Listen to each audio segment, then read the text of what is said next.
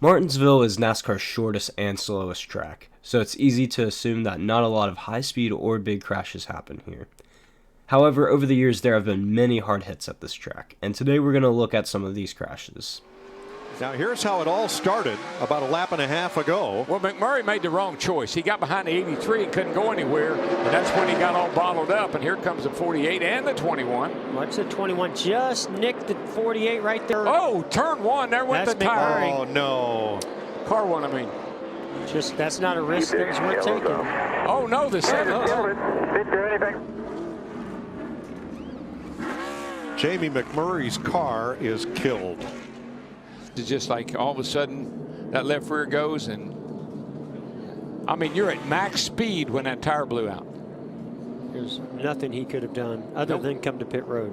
And Jamie McMurray had potentially a top 5 car today. Absolutely. Yep. Oh, absolutely. He had a great race car, and he's great here at Martinsville. Coming into Martinsville, Jamie McMurray had a hot start to the 2017 season, sitting 6th in the standings. However, his great start was derailed after this blown tire. Jamie had no warning going into turn 3 when his tire blew and walked away from the paperclip with the last place finish. Rex, that'll take your breath, as I believe it did Dennis Setzer. Setzer came flying into turn number 3, and it looks as if perhaps the throttle hung, Darrell. The throttle hung, you see it snaps right there. I got to believe that, I don't know, the brakes were working, that's for sure. You saw the wheels locked up, front wheels locked up there. I'm not sure what happened. Could have been, he carried a lot of speed into the corner. Could have been too much rear brake, and it snapped on him when he touched the brake. But throttle hung, we'll just have to find out from Dennis. In final practice for the 2011 spring race, 51-year-old Dennis Setzer lost the brakes heading into turn 3. Dennis was attempting to make his second race of the season after making the field for Bristol. And unfortunately for Dennis, he wouldn't make the big show on his final 2 attempts that season. Moves himself up to second place. In the wall hard goes Casey Kane Hold the brake, buddy. Hold and the Martin brake. Truex. Hold the brake. Wow. That was huge. Look at that car. And you think we're not going fast here. Martin's all right. Unhooks his cool tube. Look at that thing. What a hit.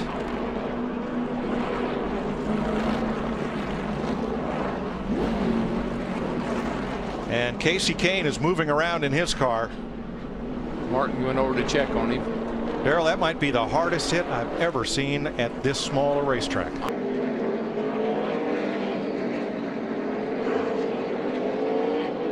Darrell, I get a feeling something happened to Martin Truex Jr. in that 56 as hard as he was driving it off in that corner. Sure does. I mean, he wasn't even able to slow it down, it didn't look like. I bet well, it's hard to say about brakes, but that looks like a car that lost its brakes. Just a couple days after Setzer's hard crash, Casey Kane and Martin Truex Jr. had possibly the hardest hit ever at Martinsville. Truex lost his brakes heading into turn 3 and sent himself and Kane into the wall hard. This crash is one of the only times I remember a driver hopping out of their car and immediately running to another driver to check if they were okay. That's how big this crash was.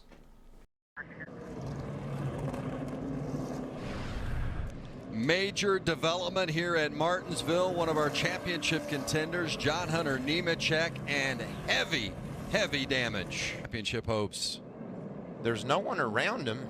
That has the looks of maybe a throttle hanging, or more like a wheel hop to me, or perhaps a brake issue. I don't see any way that, well, maybe I feel like he just maybe had a brake issue. And wow, heavy contact here at Martinsville. I'll be interested to hear John Hunter's comments. Championship contender John Hunter Nemechek lost it all by himself, ending his day early. Martinsville was the first race in the round of 6 for the Truck Series playoffs, and this wreck essentially took John Hunter out of contention to move to the final 4. 82 into the wall land and turned hard. Well, we mentioned there's been a caution in the final 10 laps in 7 of the last 10 races here, now make it 8 of 11. Well, a hard lick by the 82 of Scott Speed. Didn't have a hard time just getting this car get a break. For the 14th time today here, coming out with just 6 laps to go. Turn 1. Whoa. Well, if he'd have made that corner, he'd have passed about 3 cars, but unfortunately, it was just a little too much speed right there. No pun intended. Yeah, I was going to add that for you. Now, he can go in there wide open next week at Talladega, but it's tough to do here at Martinsville. Let's see, watch him on the outside. You have to wonder, too, it might have been a little brake failure there. You're at the time of the race right now that possibility of that brake pedal going to the floor. Former F1 driver Scott Speed was enduring a dismal rookie season in the NASCAR Cup Series, having only one top 10 in the first 31 races of the season, and didn't get any better at Martinsville. He completely overcooked the corner with only 5 laps to go running inside the top 10, and considering the season that he was having, this would have been a stellar result. Pull up in front of him. Solid restart for Bubba Wallace. See Matt Crafton dive into the inside of Austin Hill. He's able to make the pass. Brennan Newberry is there as well. Great start for Armand Quiroga, too. He's up inside the top 5. Oh, hard John West Townley, Tyler Reddick, Brandon Jones. Ray Golding gets stopped. Hard contact for John West Townley. The front end of that truck is destroyed. Sorry about that. Knocked John West up into Brandon Jones. Yeah, I think John just thought he'd give a block here to the 19, but Reddick was in there far enough to where there wasn't anything Tyler Reddick could do. John West pulled over really late, and you could see Reddick was on the brakes, but the damage was... See, John West was going to try to pull down to the inside of the 33 of Brandon Jones. Then the 19 of Tyler Reddick had a bit of a run, so he pulled down to try to get underneath John West Townley. They made contact. 17-year-old Brandon Jones was just making his 4th career Truck Series start and was running just outside the top 10 whenever he dived to the inside of John West Townley. Townley made an ambitious block and sent them both spinning to the outside of turn 1. The wreck triggered a red flag, and this wreck is often forgotten. Definitely one of the biggest hits at Martinsville in the last decade. A little loose out of 2, trying to track Hornaday back down. There we see Jack Sprague, the Budweiser truck, has been able to get by Corelli in the total petroleum vehicle. And there we see Jeff Bodine is closed in. Bodine has a great run going today. Oh, that's Bodine! Oh my goodness! Sprague got involved, Corelli's involved, Bodine is involved, and I'm not sure where that started, but it's definitely ahead of them. Corelli said, I'm okay. Take another look at it.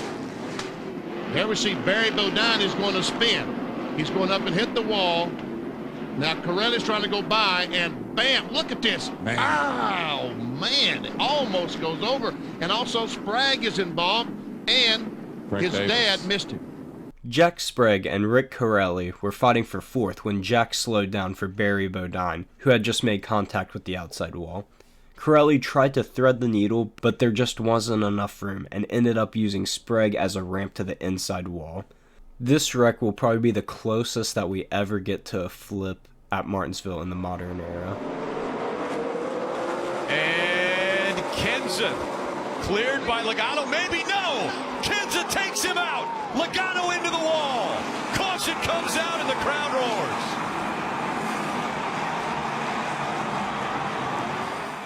Early on, Brad Keselowski sent Matt Kenseth spinning in front of the field on the backstretch, ruining Kenseth's chance at winning. Later on in the race, with Joey Logano looking to advance to Miami for the championship race, Kenseth took out Joey from the lead while being lapped. Kenseth was suspended for 2 races for the incident, creating even more controversy in the NASCAR community.